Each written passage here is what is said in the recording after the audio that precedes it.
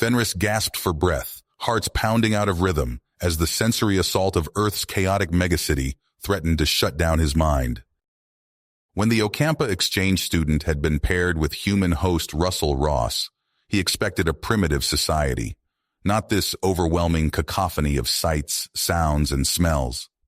Skyscrapers towered into the smog-choked sky, their dizzying heights making Fenris's head spin. Throngs of humans streamed past in every direction, jostling and yelling, each focused on their own individual tasks with no sense of unity. Flashing billboards screamed for attention, while scents Fenris couldn't begin to identify assaulted his nostrils. Russell grabbed Fenris's arm to steady him as the alien swayed. The human's grip was firm but gentle, his face etched with concern. "Whoa there, buddy. Take it easy," Russell said. "I know it's a lot to take in, but you'll get used to it." Fenris wasn't so sure. On his homeworld, the Ocampa lived in orderly underground cities, each citizen content with their role in serving the greater good. Disputes were rare and always resolved peacefully through calm discussion and negotiation. But here, on the human home planet Earth, chaos reigned. Russell was starting to sweat, regretting his decision to sign up as a host for the Intergalactic Student Exchange Program. He had jumped at the chance, figuring hosting an alien would be an adventure. More than that, he hoped to prove that humans could coexist peacefully with other species despite their flaws. With tensions rising between humans and the galactic community, this exchange program could open doors to cooperation instead of conflict. But if Fenris totally shut down, unable to adapt, the exchange would be deemed a failure, an interspecies incident that could have far-reaching consequences. Taking a deep breath to calm his own nerves, Russell patted Fenris on the back. "One step at a time," he said, in what he hoped was a soothing tone. "I'll show you around, nice and slow. You'll see that we humans aren't so bad once you get to know us. Just keep an open mind, and I think you'll be surprised." But as Russell steered his shell-shocked charge down the teeming streets, he couldn't shake his own doubts. Was human society really ready to accept an alien? And would Fenris ever be able to see past the surface chaos to the good in humanity? The next few days would determine the fate of both their species, and neither of them could afford to fail. Russell guided Fenris into the bustling community center, where volunteers hurried about, sorting through piles of donated clothes, blankets, and non-perishable food items. The air buzzed with chatter and the rustling of plastic bags as care packages were assembled. Fenris froze in the doorway, his eyes wide. "I don't understand," he said, his voice strained. "Why are there homeless people? On Ocampa, everyone has a place to live. It's a fundamental right." Russell sighed, running a hand through his hair. "It's complicated, buddy. There are a lot of reasons people end up on the streets. Job loss, mental illness, addiction, lack of affordable housing. Our society hasn't quite figured out how to solve the problem." Shaking his head, Fenris watched as a woman folded a blanket with gentle hands before adding it to a stack. "But these volunteers," he said slowly, "they're trying to help?" "Yeah, they are," Russell smiled. "A lot of humans dedicate their time and resources to making a difference. Come on, let me introduce you to some of them." As they approached the tables, a middle-aged man with kind eyes looked up and waved. "You must be Fenris," he said warmly. "I'm David. Welcome to our little operation." Fenris tilted his head. "Why do you do this?" he asked. "What motivates you to help strangers?" David's smile softened. "I was once in their shoes," he said quietly. "I lost my job, my home, everything. If it weren't for the kindness of others, I don't know where I'd be. Now I have the chance to pay it forward." As David shared his story, Fenris listened intently, his expression shifting from confusion to understanding.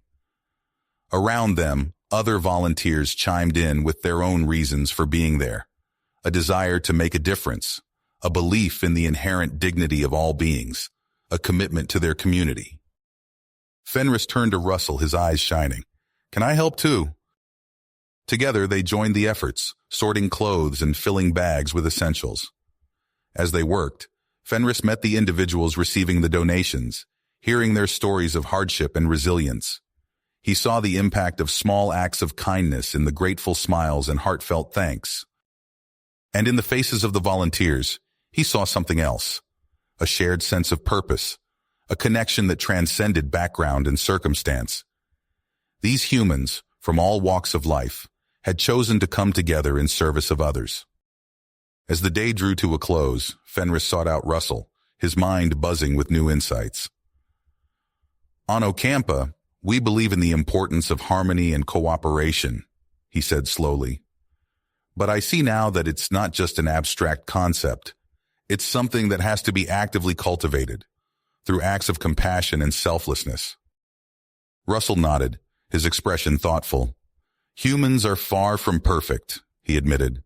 But at our best, we have an incredible capacity for empathy and generosity. It's not always easy, but when we come together to support each other, amazing things can happen. Walking out into the fading light, Fenris felt a profound shift within himself. His initial fears and doubts about humanity had begun to give way to a growing sense of respect and connection. There was still so much to learn, so many challenges to understand. But for the first time since arriving on Earth, Fenris felt a flicker of hope, not just for the future of human-Ocampa relations, but for his own journey of growth and discovery in this strange new world. The next day, Russell decided to show Fenris another side of human life. "Ready for something different?" he asked, grinning as they walked down a bustling street. Fenris nodded eagerly. "After yesterday, I'm curious to see more of your culture." They turned a corner, and the sounds of shouts and squeaking shoes filled the air. Fenris stopped short, his eyes widening at the sight before him. On a fenced-in court, 10 humans sprinted back and forth, leaping and dodging as they fought over an orange ball. "What is this?" Fenris asked, his voice a mix of confusion and fascination. "Basketball," Russell explained. "It's a sport, a game we play for fun and competition." Fenris watched, transfixed, as one player slammed into another, wrestling for control of the ball. "This seems aggressive," he said hesitantly. "On Ocampa, we avoid such confrontations." Russell nodded. "I get that, but watch closely. There's more to it than just aggression." As the game continued, Fenris began to notice the intricate dance of strategy and teamwork. Players called out to each other, setting up complex plays. They passed the ball with precision, always aware of their teammates' positions. "I see," Fenris murmured. "They work together, yet also against each other. It's fascinating." During a break in play, Russell waved to 2 of the players. "Hey guys, come meet my friend Fenris." The men jogged over, sweating and grinning. "Marcus," said one, extending his hand. "And this is Tyrone." Fenris shook their hands, marveling at their easy camaraderie despite being on opposing teams. "So, what do you think of basketball?" Tyrone asked. Fenris hesitated. "It's very different from anything on my world, but I admire your dedication and skill." Marcus laughed. "Man, this game's taught me so much. Perseverance, teamwork, even how to lose with grace." "And win with humility," Tyrone added, elbowing his friend playfully. As they explained the rules, Fenris found himself drawn in by their enthusiasm. Before he knew it, he was asking, "Could I try?" Russell blinked in surprise. "You sure?" Fenris nodded firmly. "I want to understand." Soon, Fenris found himself on the court, the ball rough beneath his fingers. His first attempts were clumsy. He tripped over his own feet, threw the ball wildly off target. But as the game went on, Fenris began to find his rhythm. He dodged and weaved, his natural agility coming into play. The rush of competition surged through him, unlike anything he'd felt before. In the final seconds, Fenris found himself with the ball. Without thinking, he leapt, launching it towards the hoop. Time seemed to slow as the ball arced through the air and swished through the net. The court erupted in cheers, Fenris's teammates swarmed him, slapping his back and ruffling his hair. For a moment, he wasn't an alien. He was just one of the guys, caught up in the joy of victory.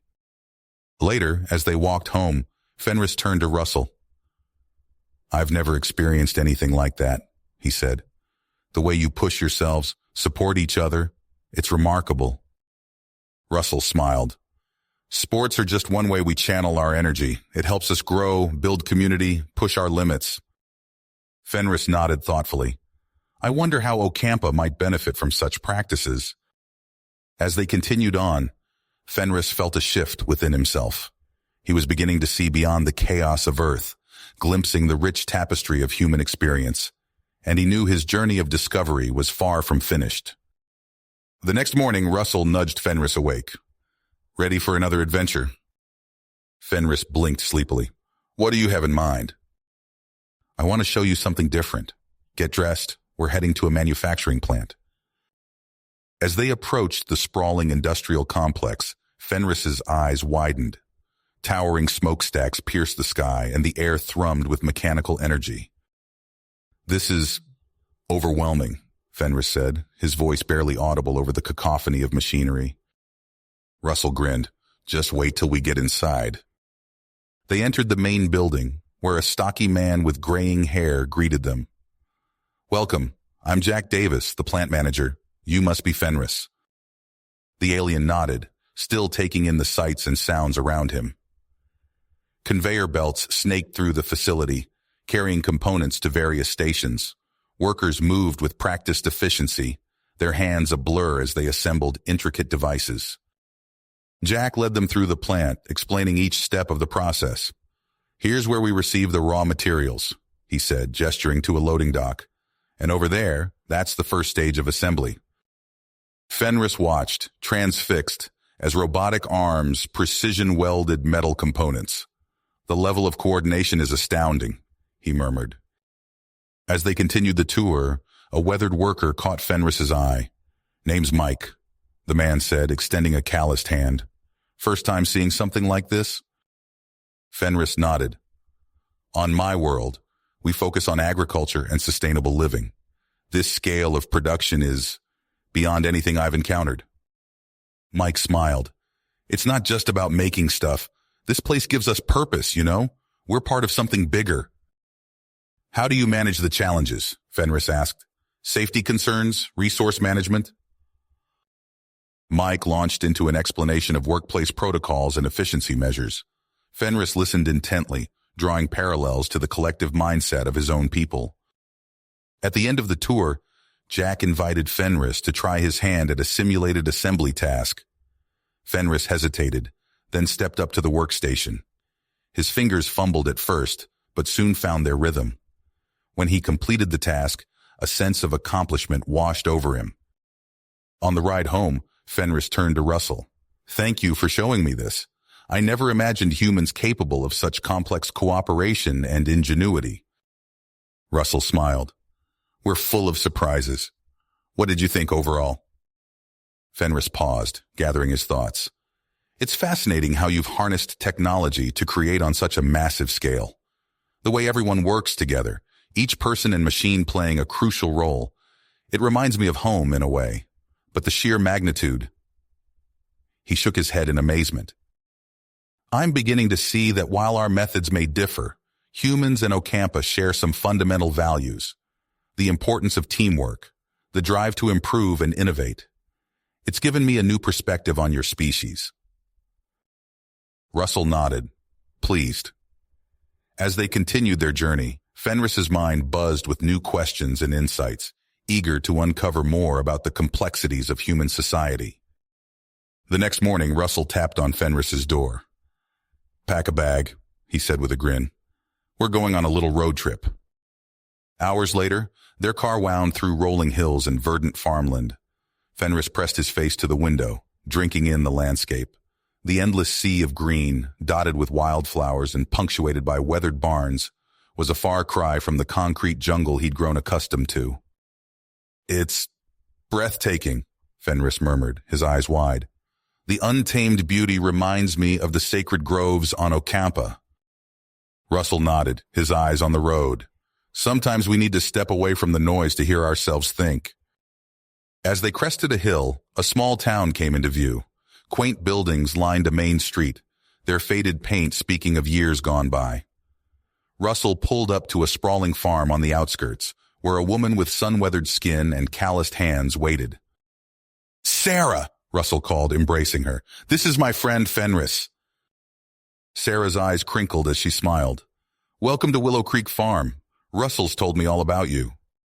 Fenris inclined his head, inhaling the scent of earth and growing things. "Thank you for having me." Sarah gestured to the fields behind her. "We're harvesting tomatoes today. Want to lend a hand?" Fenris hesitated, eyeing the neat rows of plants. I'm not sure I know how." "No worries," Sarah said. "We'll show you the ropes." Soon, Fenris found himself kneeling in the warm soil, fingers gently probing for ripe fruit. The repetitive motion soothed him, and he lost himself in the task. Nearby, farmhands chatted and laughed as they worked, their easy camaraderie reminding him of the communal gardens back home. As the sun climbed higher, Sarah called for a break. They gathered under an ancient oak, sipping water and munching on apples fresh from the orchard. "How are you holding up?" Sarah asked, settling beside Fenris. He flexed his fingers, surprised by the pleasant ache. "It's rewarding," he admitted. "On Ocampa, our food is synthesized. This connection to the land is new to me." Sarah nodded. "It's not always easy, but it's honest work. We're part of something bigger here." Fenris tilted his head. "How so?" Sarah's eyes grew distant. "We're stewards of the land. Every decision we make affects the soil, the water, the creatures that call this place home. It's a delicate balance." As she spoke, Fenris noticed the careful way Sarah's team worked. They moved with purpose, avoiding trampling plants and shooing away beneficial insects rather than swatting them. "But it's getting harder," Sarah continued. "Big agriculture companies want to buy us out. Developers eye our land for subdivisions. And then there's climate change." Fenris frowned. "How do you resist such pressures?" Sarah's eyes hardened. "We adapt, we innovate, and we remember what's truly important." As the day wore on, Fenris found himself drawn into the rhythm of farm life. He helped sort produce for the local farmers' market, mended a section of fence, and even tried his hand at milking a goat, with mixed results. That evening, they gathered around a crackling campfire. The Milky Way stretched overhead, a river of stars Fenris had never seen from the light-polluted city. "Thank you," Fenris said softly, "for showing me this. I've learned so much about your world, your people." Russell squeezed his shoulder. "What's on your mind, buddy?" Fenris stared into the flames. "I thought I understood humans after seeing your cities, your industries. But this..." He gestured to the darkened fields around them. "This connection to the land, the way you nurture it, it's beautiful. And yet, it's under threat." He took a deep breath. "It makes me wonder about my own people. Have we lost something in our pursuit of perfect harmony? Have we become too isolated, too complacent?" Sarah leaned forward. "What are you saying, Fenris?" He met their eyes, his own shining with newfound purpose. "I want to stay, on Earth. There's so much more to learn, to experience. I need to understand your world better if I hope to bring any wisdom back to Ocampa." Russell blinked in surprise. "Are you sure? That's a big decision." Fenris nodded firmly. "I am. My journey here has only just begun." Sarah smiled warmly. "Well, you've got friends here, Fenris. We'll help you however we can." As the fire died down to embers, Fenris gazed up at the vast expanse of stars. For the first time since leaving his homeworld, he felt a sense of true belonging. The path ahead was uncertain, filled with challenges he couldn't yet imagine. But as he sat there, surrounded by the quiet strength of the land and the warmth of his human friends, Fenris knew he was exactly where he needed to be. The universe, with all its complexity and wonder, stretched out before him, and Fenris was ready to explore it one step at a time. You have reached the end of the story. If you enjoyed this story and want to support us, please leave a like and subscribe to our channel, And for every comment that says 88, I will heart every single one of them. Thank you for your time.